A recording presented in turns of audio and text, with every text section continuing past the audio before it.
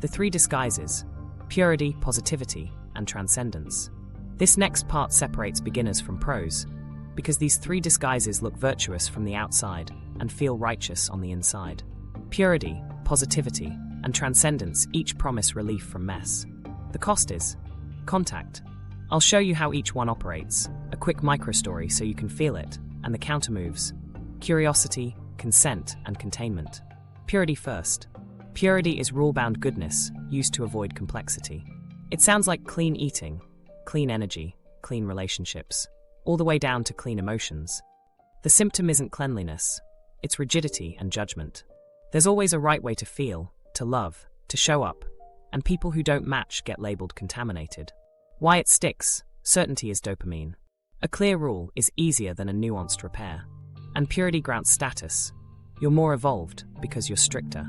Microstory. A client joined a conscious community with strict codes about conflict. You had to process solo before speaking, always in neutral tone, never naming specifics in group. It looked orderly.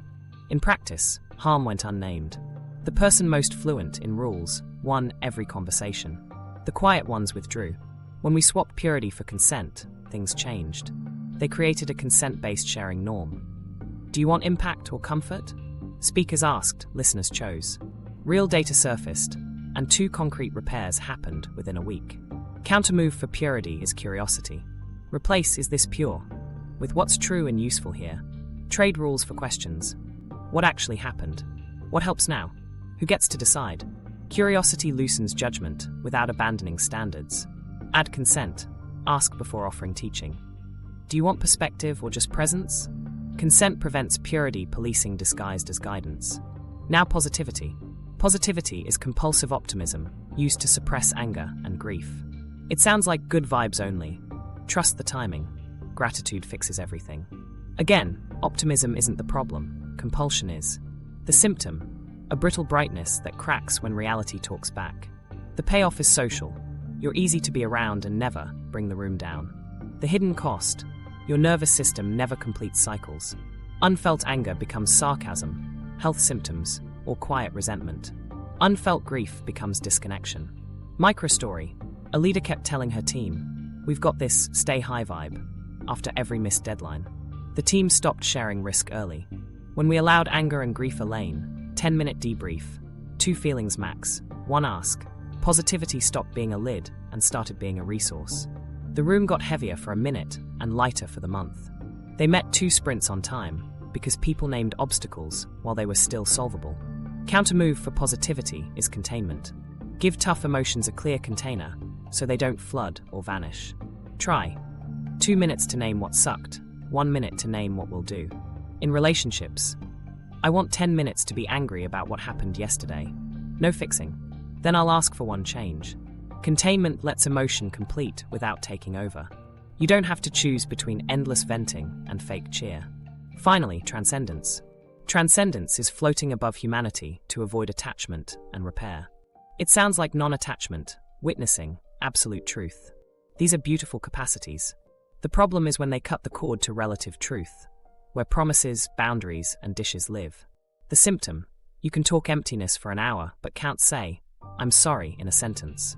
Why it sticks: transcendence gives you altitude and relief from the body's alarms. It also gives identity coherence. You're the seer, the witness, the non-dual one. Socially, that's magnetic.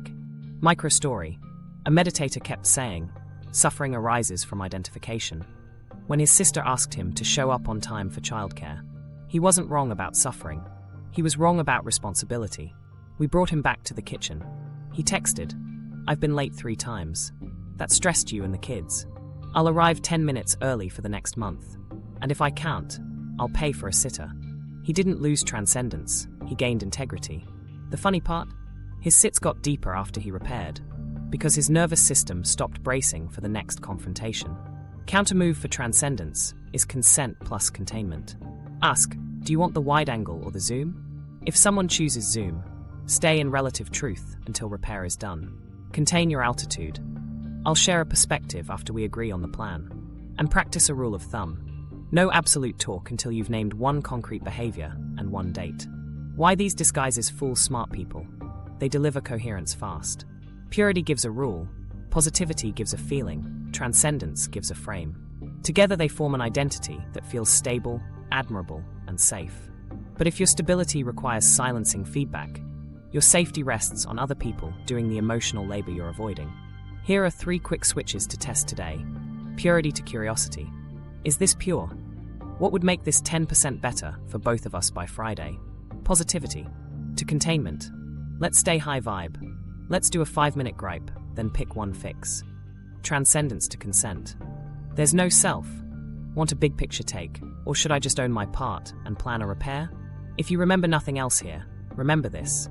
The real flex isn't purity, positivity, or transcendence. It's flexibility, being able to feel, to think, to choose, and to repair. Before we go deeper, here's the 30-second exposure test that makes bypass crack. The 30-second exposure test. Do you bypass? Let's run the exposure test. Grab one recent conflict, something mildly hot, not your biggest trauma. Set a 30-second timer. Your job is to write one sentence that names the impact in plain language, plus one behavioral request.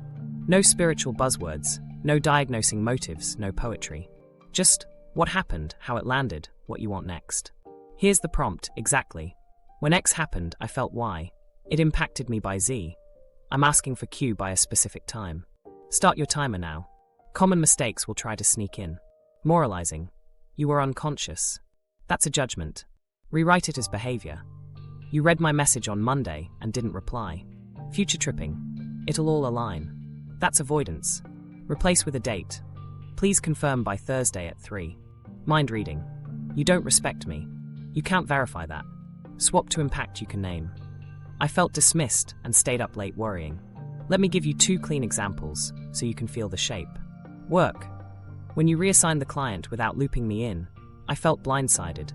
I lost trust and had to work late to catch up. I'm asking that you ping me before reassignment and add me to the handoff doc by Friday. Love. When you left during the argument without telling me when you'd be back, I felt scared and alone. I didn't sleep. I'm asking for a text within 10 minutes saying when you'll return or a time to reconnect. If your pen stalls, your nervous system's raising its hand. That's data, not failure. Do a micro reset. Look at 3 corners of the room. Name 2 colors, feel your feet, and lengthen your exhale. Now return to one concrete verb. Said did left missed called arrived. Build the sentence from verbs, not vibes. A quick win you can send today. Keep it under 2 sentences. When you cancelled an hour before dinner, I felt frustrated and scrambled childcare. Next time, please let me know by noon or I'll make other plans. That moves repair forward without a lecture. It's specific, time-bound, and testable. 2 more fast conversions you might need. I'm protecting my energy becomes, I'm not available for calls after 8. If you need something urgent, text before 6. I released you with love becomes, I ended things by text.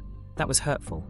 I can meet Friday at 5 to return your things and answer one question. If you wrote something and it still sounds airy, run the plain-speak filter. Could a teenager understand it? Would a calendar reflect it? If not, you're not done.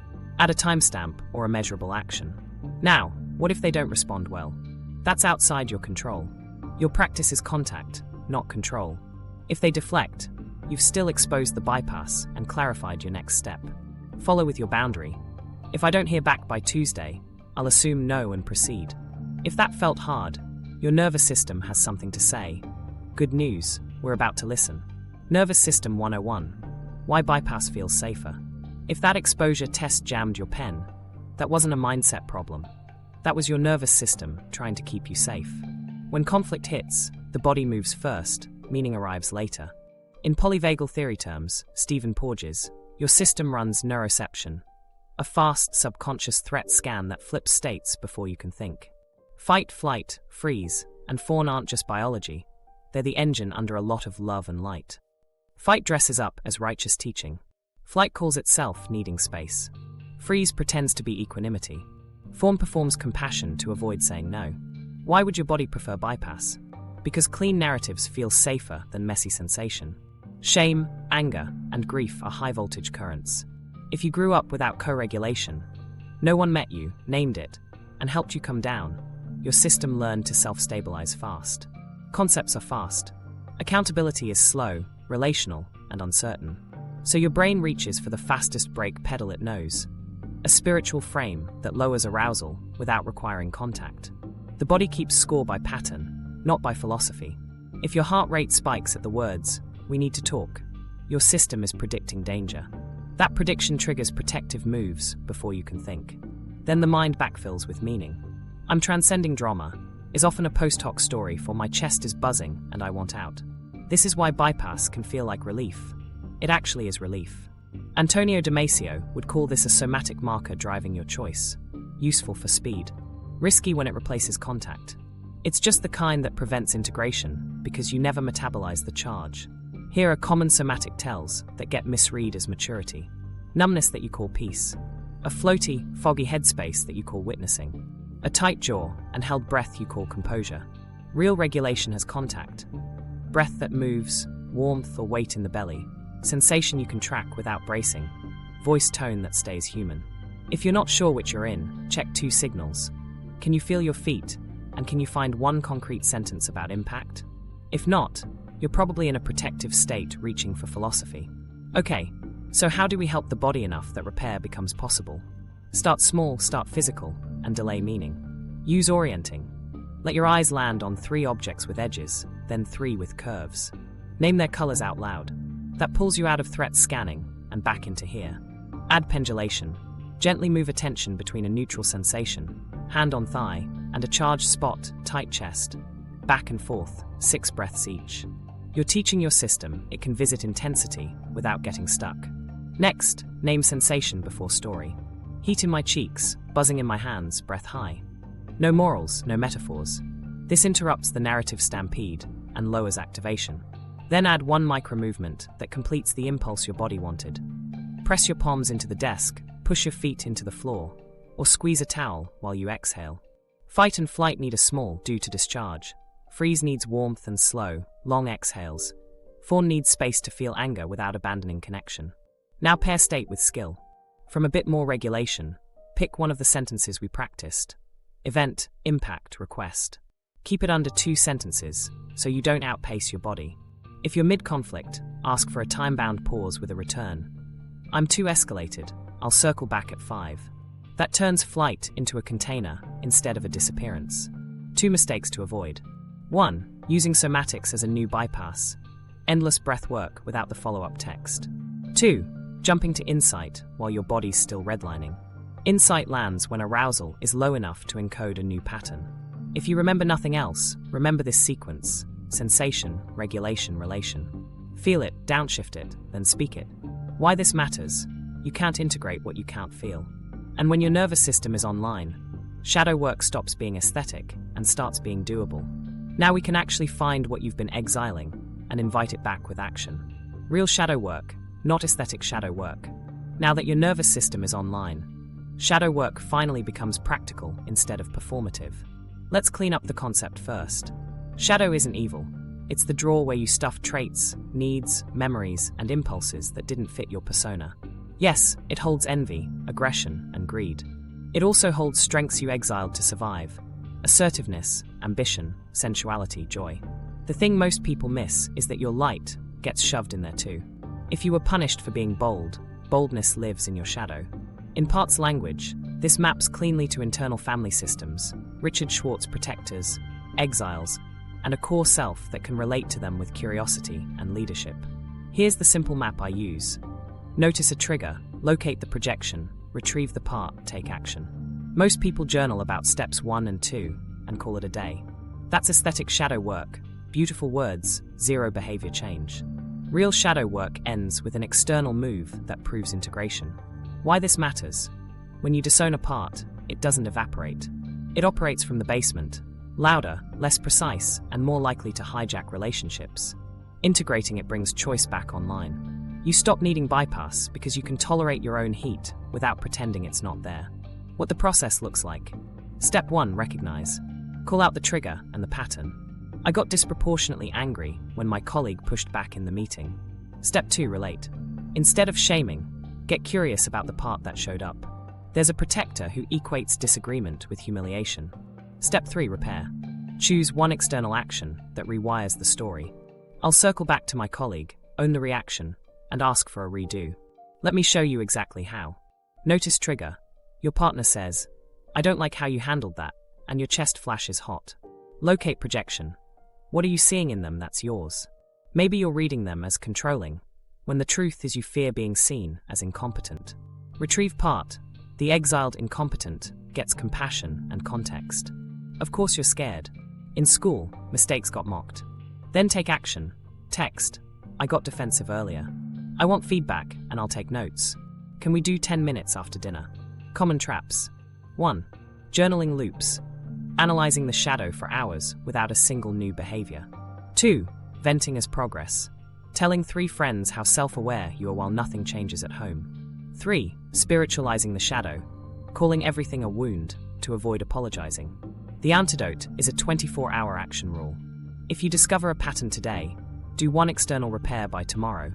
Send a message, set a boundary, schedule a conversation. Here's a micro story. A client kept working on his anger with breath work, but still snapped at his team. We ran the 3R loop. Recognize. I snap when deadlines slip. Relate. Meet the part that equates delays with danger. He grew up with chaos. Repair.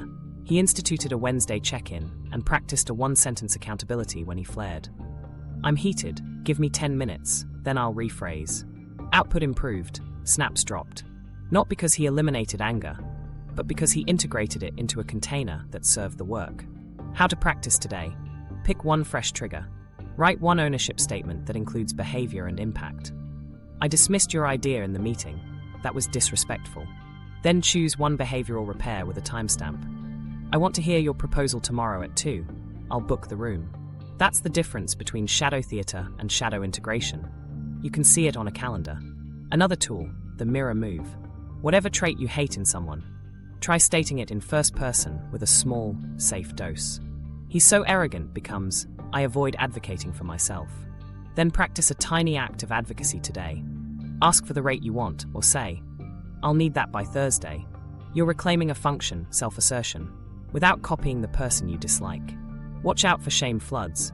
They're the fastest route back to bypass. If shame spikes, downshift first. 2 long exhales, feel your feet, name 3 neutral objects. Then return to the part with warmth. You protected me for years. I'm updating the job description. That tone keeps you from exiling the exiles all over again. A quick checklist to know you're doing real work. You can name a part without making it the whole you. You can describe its origin without excusing its impact. You can choose a microaction that honors your values. And someone else can feel the change, not just hear about it. Now you try. Pick 1 trigger from this week. Right, my part in this was, add 1 sentence of repair. What I'll do next is, then do it. That's shadow made real. Narcissistic patterns without the diagnosis wars. Let's stay clinical without turning this into a witch hunt.